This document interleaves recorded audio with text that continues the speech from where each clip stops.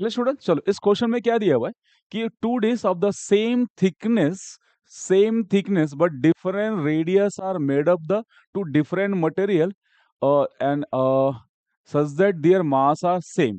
The density of the material in the ratio of कितना 1:3.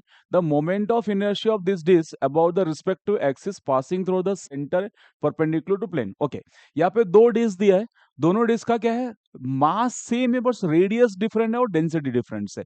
तो consider करते हैं, मेरे पास क्या है, ये फर्स्ट डिश ले लेता हूँ, इसका moment of inertia I1 consider कर लेता हूँ. सेकेंड डिश यहाँ ले लेता हूँ, इसका मोमेंट ऑफ इनर्शिया मैं I2 ले लेता हूँ. ठीक है, फर्स्ट वाले का रेडियस R1, सेकेंड का रेडियस R2. आपको क्या दिया है, दोनों के डेंसिटी का रेशियो ρ1/ρ2 वैल्यू कितना देकर रखा है, इस 1/3. तो बोल रहा है कि I1/I2 कितना आएगा बताओ. आपको क्या है, डेंसिटी का रेशियो दिया है और बोल रहा है कि मोमेंट ऑफ इनर्शिया का रेशियो निकालो. अब डेंसिटी के फॉर्मूले में क्या आता है, मास और रेडियस आता है. हमें मास सेम देकर रखा है बट रेडियस का रिलेशन नहीं दिया है, उसकी जगह उसने डेंसिटी का रिलेशन देकर रखा है. तो सबसे पहले क्या करते हैं हम लोग, रेडियस का रिलेशन निकालते हैं, फिर लिखेंगे हम लोग ratio of moment of inertia. ठीक है, तो आपके पास क्या देकर रखा है, सेम मास सेम देख रहा है, मास m1 is equal to m2 ऐसे बोल रहा है. हम मास को क्या लिख सकते हैं, डेंसिटी इंटू वॉल्यूम लिख सकते हैं.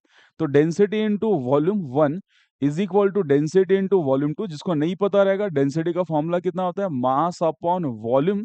तो मास को क्या लिख सकते हैं, डेंसिटी इंटू वॉल्यूम. ठीक है, डेंसिटी इंटू वॉल्यूम, वॉल्यूम को क्या लिख सकते हैं हम लोग, एरिया. वॉल्यूम का फॉर्मूला क्या होता है, एरिया इंटू थिकनेस. ठीक है, तो एरिया इंटू थिकनेस, थिकनेस को मैं टी ले रहा हूं. तो यहां से एरिया क्या आएगा, इसका area is πr1² is equal to, और into thickness T is equal to क्या रहेगा, यहां से density 2 into πr2² into thickness. दोनों का थिकनेस सेम है तो टी लेते, कैंसिल क्या हो जाएगा, पाई कैंसिल हो जाएगा. तो मेरे पास आ गया ρ1 into r1² is equal to ρ2 into r2². तो मैं यहाँ लिखता हूँ r1² divide by r2² is equal to ρ2 divide by ρ1. ठीक है, एंड ρ1/ρ2 कितना दिया, 1/3 दे के रखा है.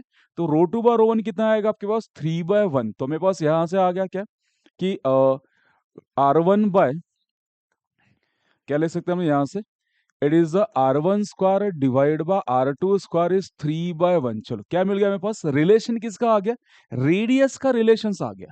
अब किसका रिलेशन चाहिए मुझे, मोमेंट ऑफ इनर्शिया. तो मोमेंट ऑफ इनर्शिया का फॉर्मूला पता है, क्या होता है मोमेंट ऑफ इनर्शिया, डिस दिया है, डिस का मोमेंट ऑफ इनर्शिया कितना होता है, mr² divide by 2.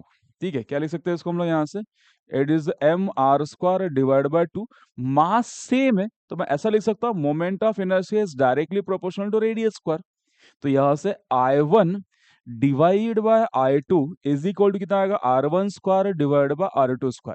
R1 bye R2² हमने क्या कैलकुलेट किया, 3/1. तो बोल सकते हैं मोमेंट ऑफ इनर्शिया कितना आएगा, ये 3/1. I1 divide by I2 is equal to 3/1, option B.